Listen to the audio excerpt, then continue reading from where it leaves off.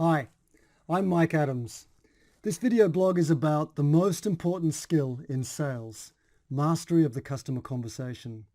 To assist me with the video, I have two minds. A salesperson will call you or me, and a customer will call them. You're talking with the customer because you have a bright, shining idea that you're pretty sure your customer will value. You just need to tell your customer about how great the idea is and surely they'll buy. Well, unfortunately, telling your customer doesn't work. All your words bounce off.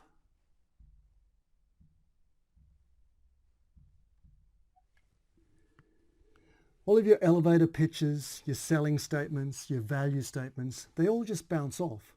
Some of them bounce off this "I do not trust you" force field, and some of them bounce off this thick skull. But all of them bounce off because telling doesn't work. Your pitching doesn't penetrate because the customer doesn't trust you, and their mind is full of this red stuff. And that full mind has no concept for your green square, you see. Now, it would help if you could remove the barrier and get an idea of what's going on inside your customer's mind, and we can remove the barrier by showing that we care and that we're credible. And a fantastic way to do that is to tell a short story about who we are and why we do what we do. And that removes the barrier and puts our story in the customer's mind. Because there's always room for stories.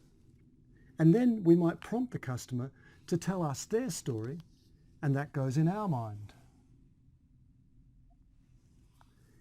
We use questions to see into the customer's mind.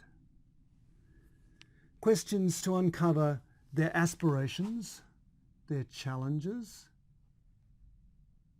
and their plans.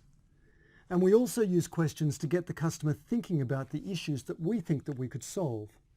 But there's still no green square there.